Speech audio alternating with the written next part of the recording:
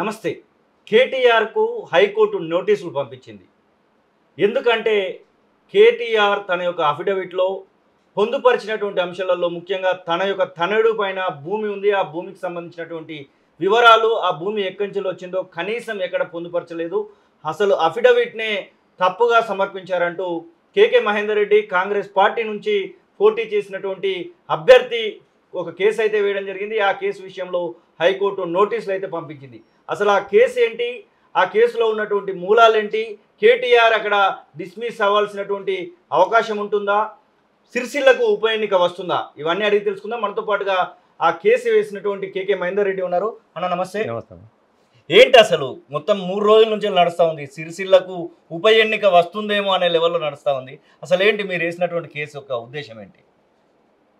ఏదైతే election commission of India ప్రకారం ఏదైతే రూల్స్ అండ్ రెగ్యులేషన్స్ ఉన్నాయో దాని ప్రకారం పోటీ చేసే అభ్యర్థి ఎవరైనా ఇండిపెండెంట్ కావచ్చు, పార్టీల తరఫున పోటీ చేసే అభ్యర్థి అయినా ఆ ఎలక్షన్ కమిషన్ పొందుపరిచిన రూల్స్ అండ్ రెగ్యులేషన్కు లోబడే తమ యొక్క అఫిడవిట్ వేయాల్సి ఉంటుంది. ఆ నామినేషన్ సమర్పించాల్సిన అవసరం ఉంటుంది కదా. ఆ నామినేషన్తో పాటు మన పైన ఉన్న కేసుల గురించి కానివ్వండి, మన యొక్క ఆస్తుల గురించి కానివ్వండి, మన యొక్క డిపెండెంట్స్ మన పైన ఎవరైతే డిపెండెంట్ అయి ఉంటారో వాళ్ళ ఆస్తుల గురించి ఇవన్నీ కూడా మెన్షన్ చేయాల్సిన బాధ్యత పోటీ చేసే అభ్యర్థి పైన ఉంటుంది. అవన్నీ కూడా మెన్షన్ చేయకుండా వారు దానిలో తప్పుడు అఫిడవిట్ ఇచ్చిననేది నా యొక్క అభిప్రాయం. దాని ప్రకారం ఏంటంటే ఎవరైతే పోటీ చేస్తున్నారో ఆ పోటీ చేసే అభ్యర్థి తన కుటుంబం యొక్క వివరాలను ఇవ్వాల్సి వస్తుంది. తన పైన ఏదైనా కేసులు ఉన్నట్టయితే, క్రిమినల్ కేసులు ఉన్నట్టయితే, శిక్ష పడ్డట్టయితే వాటి గురించి కూడా చర్చించాల్సిన అవసరం అందులో ఉంటుంది కదా. వారిని పొందుపరుస్తూనే వ్యక్తిగతంగా తన కుటుంబం పైన ఎన్ని ఆస్తులు ఉన్నాయి, భార్య పేరు పైన ఏం ఆస్తులు ఉన్నాయి, ఇలా బ్యాంకుల్లో ఎంత ఉంది, గోల్డ్ ఎంత ఉంది, స్థిరాస్తులు ఏంటి, చరాస్తులు ఏంటి, ఇవన్నీ కూడా చెప్పాల్సిన బాధ్యత పోటీ చేసే అభ్యర్థి పైన ఉంటుంది కదా. అదే మాదిరిగా నేను పోటీ చేసినప్పుడు కూడా నేను చెప్పాల్సిన బాధ్యత ఉంటుంది. నేను వారిపైన ఆరోపణ చేసింది ఏంటంటే కేటీఆర్ గారి యొక్క అబ్బాయి హిమాన్షు అనే ఎవరైతే ఉన్నారో వారి యొక్క వ్యక్తిగత విషయాలతో నాకు సంబంధం లేదు.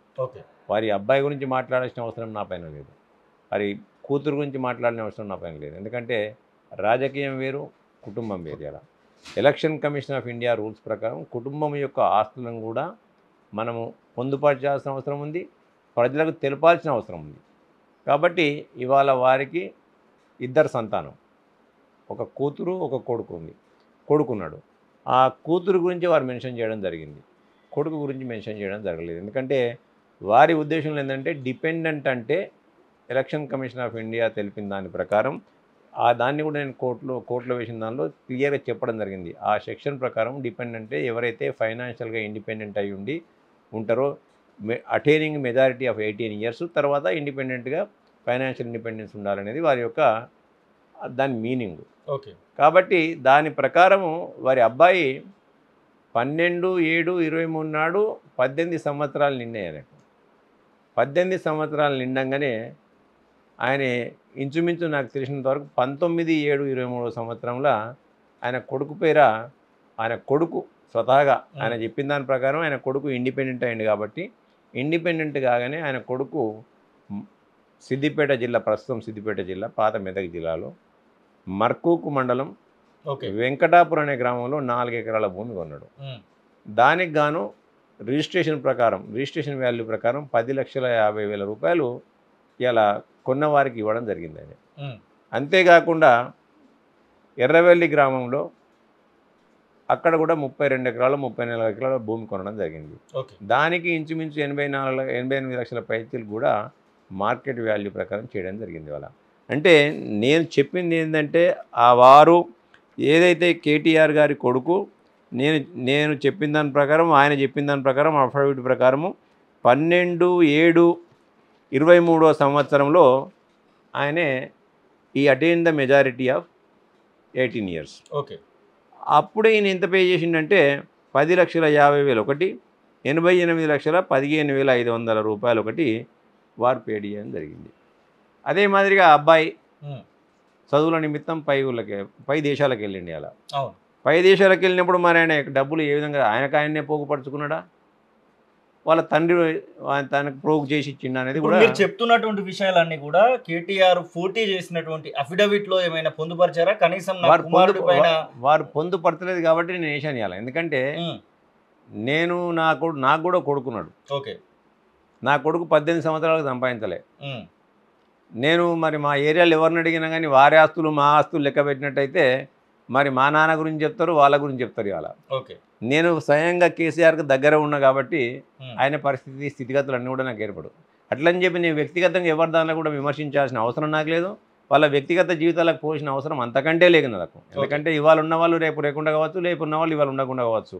కాబట్టి నేను చెప్పేది ఏంటంటే 18 సంవత్సరాలు 12/7/23 నాడు నిండిన వ్యక్తి, మేజర్ అయిన వ్యక్తి ఇన్ని అంటే ఇంచుమించు ₹1 కోటి మార్కెట్ వాల్యూ ప్రకారం 10,50,000 ఒకటి, 88,15,500 ఒకటి, ఏ విధంగా ఆయనకు వచ్చిందనేది చెప్పాల్సిన బాధ్యత వారిపైన ఉంటుంది. అలా డిపెండెంట్గా చూపించినంత మాత్రాన ఫైనాన్షియల్ ఇండిపెండెన్స్ ఆయనకు ఎక్కడి నుంచి వచ్చింది, ఆయనకు సమకూర్చిన వాళ్ళ తాత ముత్తాతల నుంచి వచ్చిందా లేకుంటే జాయింట్ ఫ్యామిలీ నుంచి వచ్చిందా అనేది. ఇక్కడ చూడండి, 12/7/23 నాడు ఆయన 12/7/23 నాడు నా అఫిడవిట్లో నేను చెప్పాను. 12/7/23 నాడు ఆయనే మేజర్గా అటైన్ అయిండు. ఆయన డాక్యుమెంట్ ఎప్పుడు ఉందయా అంటే ఆయన డాక్యుమెంటు 19 జూలై 23, అంటే 7 నెలలు అంటే జూలై కదా.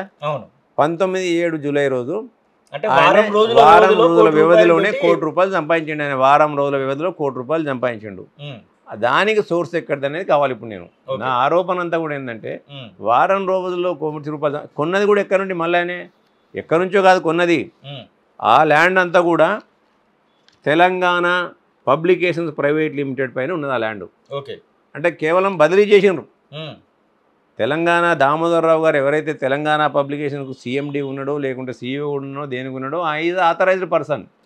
This the document. దామోదరరావు గారే ఫోటో ఉంది ఇందులో. దామోదరరావు గారు తెలంగాణ పబ్లికేషన్స్ నుంచి వారి అబ్బాయి అంటే కేటీఆర్ గారు TRS యొక్క వర్కింగ్ ప్రెసిడెంట్ గారి అబ్బాయి అయిన హిమాన్షురావు గారి పైన వారు ట్రాన్స్ఫర్ చేయడం జరిగింది. దాని కొరకు దాని నిమిత్తము మర్కూకు మండలంలోని వెంకటాపూర్లో 4 ఎకరాలు, ఎర్రవల్లిలో 32 ఎకరాల పైచిలకు, అది ఇంచుమించు 36 ఎకరాలకు ఇవాళ ₹1 కోటి మార్కెట్ వాల్యూ ప్రకారం ట్రాన్స్ఫర్ చేశారు. అసలైన తొలి వెలుగు. ఫాలో వాట్సాప్ @తొలి వెలుగు official.